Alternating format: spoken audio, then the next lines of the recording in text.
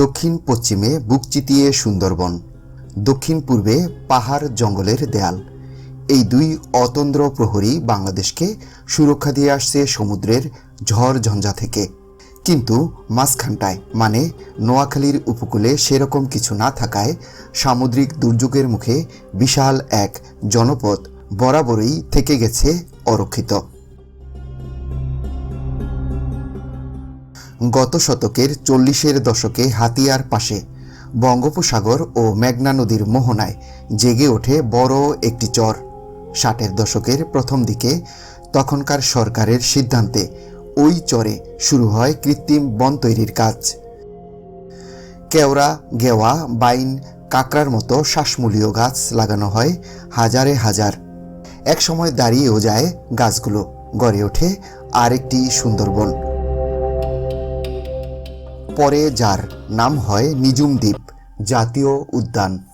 2001 সালের 8 এপ্রিল বাংলাদেশ সরকার পুরো দ্বীপটিকে জাতীয় উদ্যান হিসেবে ঘোষণা করে। 2013 সালে দ্বীপটি জাহাজমারা ইউনিয়ন থেকে পৃথক হয়ে স্বতন্ত্র ইউনিয়নের মর্যাদা লাভ করে।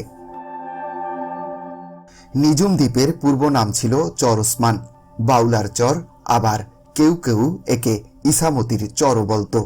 এই চরে প্রচুর ইসা মাছ, চিংড়ির স্থানীয় নাম পাওয়া যেত বলে একে ইসামতির চরও বলা হয়। বর্তমানে নিজুম দ্বীপ নাম হলেও স্থানীয় লোকেরা এখনও এই দ্বীপকে বাইলার ডেল বা বাল্লার চর বলেই সম্বোধন করেন। মূলত বাল্লার চর, চর ওসমান, কামলার চর এবং মৌলভীর চর, এই 4টি চর মিলিয়ে নিজুম দ্বীপ। এই বনের শুরুর দিকের একটা সাহসী সুন্দর গল্প রয়েছে। একটা মহিষের গলায় দড়ি দিয়ে নৌকা বেঁধে হাতিয়ার জাহাজমারা ইউনিয়নের মুক্তারিয়া ঘাট থেকে খাল পাড়ি দিয়ে একটি চরে গিয়ে উঠলেন ওসমান নামের এক সাহসী ব্যক্তি। মহিষের পেছন পেছন খাল সাঁতরে দ্বীপে উঠে এলো ওসমানের গোটা মহিষের পাল। ওসমান সেই নির্জন চরে গড়ে তুললেন একটি বসত বাড়ি, সঙ্গে মহিষের বাথন। পরে নিয়ে গেলেন পরিবার। 40-এর দশকে সাগর মোহনায় মেঘনার বুকে জেগে ওঠা ওই চরের বুকে সেই প্রথম গড়ে উঠল মানব বসতি। সেটা 1965 সাল। চরটির নাম হয়ে গেল চর ওসমান। তার দেখাদেখি চরে এসে বসতি গড়লেন আরও অনেকে। কিন্তু ইতিহাস বলে 1970-এর ভয়াবহ ঝড় জলোচ্ছ্বাসে মৃত্যু ঘটে চরের সব মানুষের, হয়তো ওসমানেরও। এরপর স্বাধীন বাংলাদেশে চর ওসমানের নাম হয় নিজুম দ্বীপ।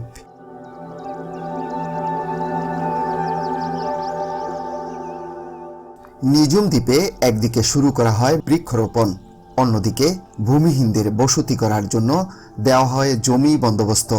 শুরু হয় বন উজাড় করে বসতবাড়ি, ফসলের মাঠ তৈরির উৎসব। 1990 সালে নিজুম দ্বীপে বনাঞ্চল ছিল 10,422 একর। 20 বছর পর 2011 সালে তা কমে দাঁড়ায় 6,021 একরে। আরও নিধন হওয়া 4,101 একর বনাঞ্চল বসতবাড়ি ও আবাদি জমিতে রূপান্তরিত হয়, যা অবশিষ্ট বনভূমির 42%। অবশ্য 2020 সাল পর্যন্ত আবার 750 একর ভূমি বেড়েছে বলে উল্লেখ রয়েছে। 1971 সালের পর সরকার একদিকে নিজুম দ্বীপে বন তৈরির উদ্যোগ নেয়, অন্যদিকে ভূমিহীনদের জন্য জমি বন্দোবস্ত দেওয়ার সিদ্ধান্ত নেয়। 1988 সালে এরশাদ সরকার সেখানে ভূমিহীনদের জমি বন্দোবস্তের সিদ্ধান্ত নেয়। গঠন করা হয় নিজুম দ্বীপ ফাউন্ডেশন। দ্বীপে 9টি গুচ্ছগ্রাম ও একটি কলোনি গড়ে তোলা হয়।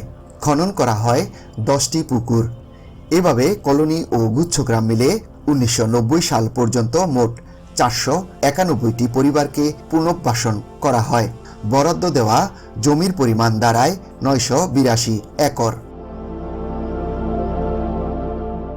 একইভাবে 1998 থেকে 2000 সালে শেখ হাসিনা সরকারের আমলে 563টি পরিবারকে 675.60 একর জমি বরাদ্দ দেয় ভূমি কার্যালয়। এরপর শুরু হয় চর উন্নয়ন ও বসতি স্থাপন সিডিএসপি 2 নম্বর প্রকল্পের কাজ।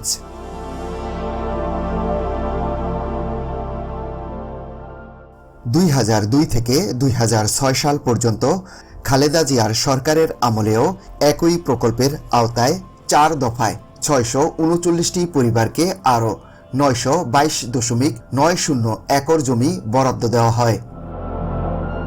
2008 সালে আবারও আওয়ামী লীগ সরকার আমলে নিঝুম দ্বীপকে 9টি ওয়ার্ডে ভাগ করে ইউনিয়ন ঘোষণা করা হয়। এরপর সিডিএসপি প্রকল্পের আওতায় 2008 থেকে 2013 সাল পর্যন্ত 5 দফায় 1656টি পরিবারকে 2484 একর জমি বরাদ্দ দেওয়া হয়। এইভাবে বাড়তে বাড়তে বরাদ্দ দেওয়া মোট জমির পরিমাণ দাঁড়ায় 5064.50 একর। নিঝুম দ্বীপ মানুষের বুকে আশা জাগিয়েছিল। ঘন ঘন ঘূর্ণিঝড় জলোচ্ছ্বাসের মতো প্রাকৃতিক দুর্যোগগুলো ঠেকিয়ে দেবে নিজের বুক পেতে। কিন্তু আজ যেদিকে চোখ যাবে চারিদিকে শুধু ধ্বংসলীলা। দর্শক, আজ এ পর্যন্তই।